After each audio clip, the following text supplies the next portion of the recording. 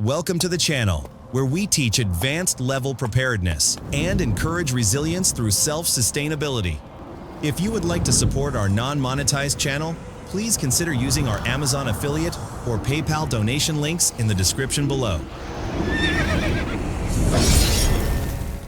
Howdy, I want to talk to you a little bit about soldering irons. So as you see, I've got three inexpensive soldering irons. These are the only three I own. I don't own any like desktop models. Maybe in the future, I sure hope so, but for now this is what I have. So I have owned this one for just over a year, and this is the one that we're going to focus on. But real quick, let me go over the other two here. This is the first soldering iron that I got. I had to replace every single one of my tools. And this is the first soldering iron that I had got.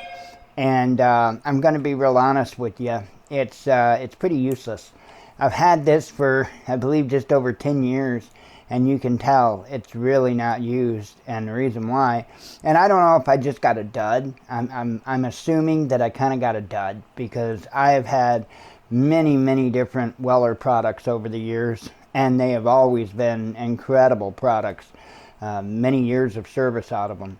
However, this one here will barely, and it's 25 watt, which isn't a lot, but you should be able to melt solder with it, and it takes everything this thing has got just to melt solder. And if you've got you know, any kind of a lump or mound of solder that you need to you need to deal with, this one is not going to do the job at all for you. So then later on, I was building an e-bike battery, and I don't have the resources and stuff to make a little bitty a little spot welder, and I didn't use nickel strip and all that. I used wire, and I soldered the batteries for the battery pack 18650s. I soldered them together, but I knew that this wasn't going to be up to the task. So I bought this Hobbico, and I think this is a discontinued model, but it's a 60 watt Hobbico, and it did the job. It was a trooper. It did a great job all the way through. I totally wiped out. It came with two tips. I believe that both tips were identical, and totally wiped out the first tip that I used, so I had to put the other tip in it. But I still use this when I need to heat, you know, anything of significance as far as solder up or whatever. I might grab this one. But let me tell you something.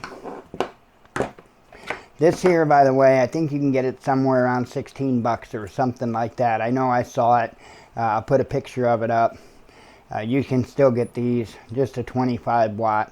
And again, I probably have a dud, because I've never owned a bad Weller product aside from this one. So just keep that in mind. This one, again, I think this might be a discontinued model, but I know I saw one on eBay for 25 bucks new. So I'll show you a picture of that. So, however, this here I've owned for just over a year, and it was a $10 soldering iron. I kid you not, $10 soldering iron. And I have used this quite a bit. And what comes with it, I've used a lot of the solder that come with it, but it comes with solder, and it comes with, you know, of course, your little bitty stand that you can set up here like that to hold it, and the sponge that it comes with is a complete joke. I haven't even tried using that, and I don't recommend you try using that. This stand is fine. It is what it is.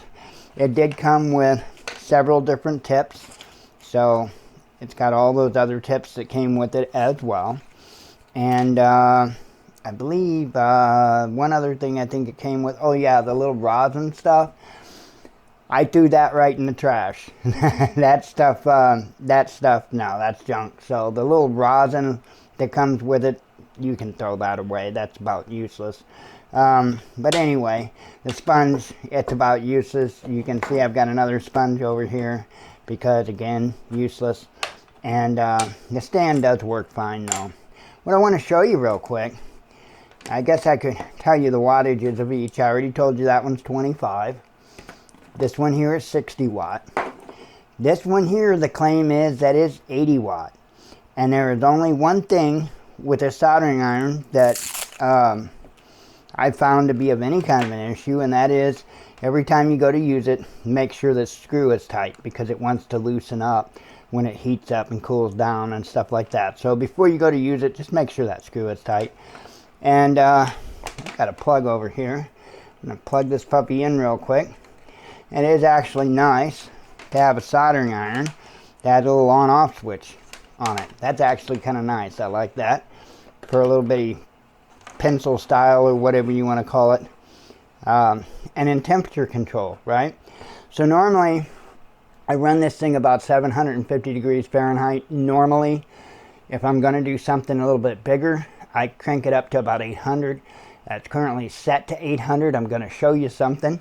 I had to fix, and I'll put a picture of a similar product up. I had to fix our thermostats. We've got some wireless thermostats. I've got the thermostat itself right here. And this communicates wirelessly with some outlets that you plug in the wall.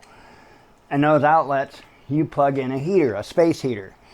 And so it allows you to use a thermostat that's not on the heater itself in order to regulate the, the heaters turning on and off. So, in other words, you're not either burning yourself out of the room or freezing yourself to death.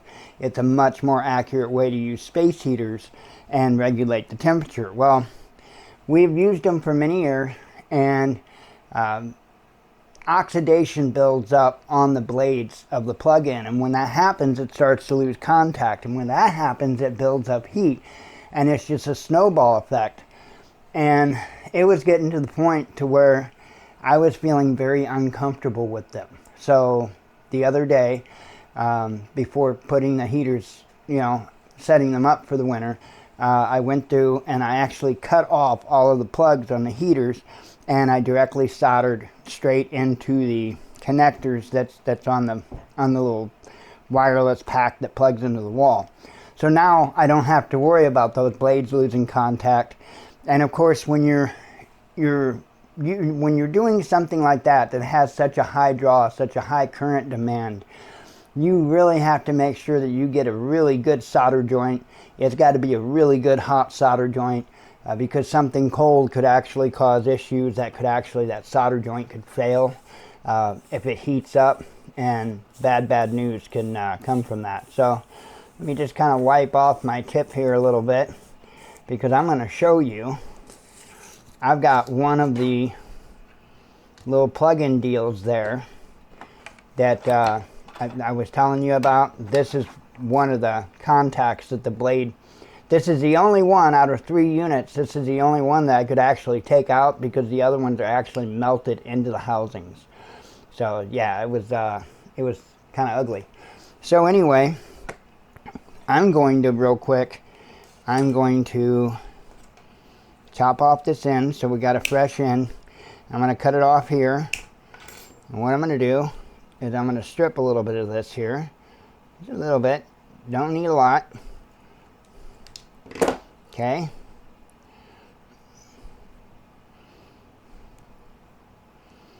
and then I'm going to use the cheaper solder here, the thicker, I call it cheaper solder, but it's thicker solder, so I like to hang on to the smaller stuff for circuit boards and whatnot. So anyway, I can get that to stop moving on me.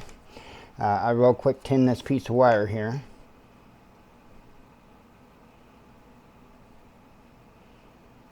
That's the goal anyway. Come on, stick to it, stick to it. There we go. We got her tinned now. That's all I wanted to do, was tin it up. It don't have to be perfect. Getting a little hot though, I will say that. So let me once again clean up my tip. And I mean, to me this is incredible. Got a little piece of sandpaper here, so just going to take it and I'm going to really lightly clean right here, so our solder's got something to stick to.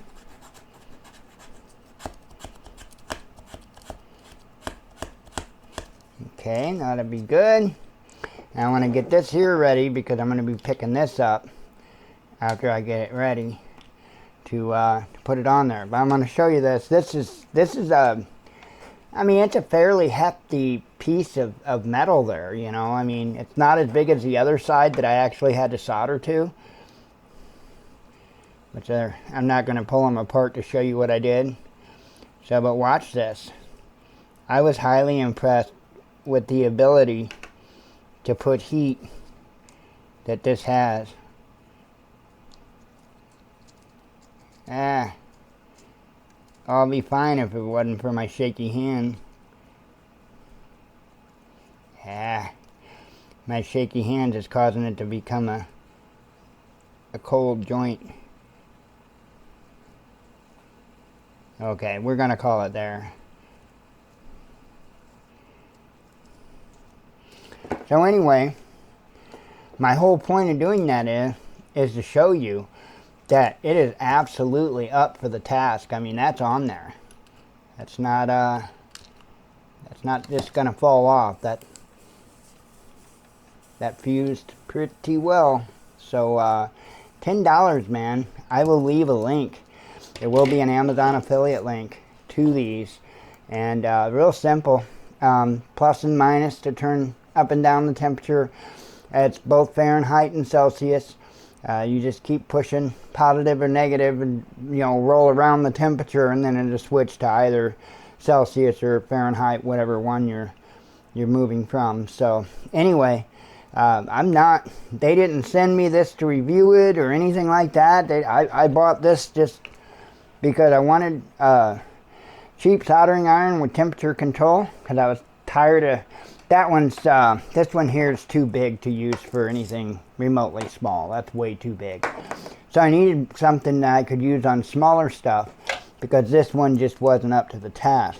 And so I took the chance, $10 on this, and I've been using it for a year, and it has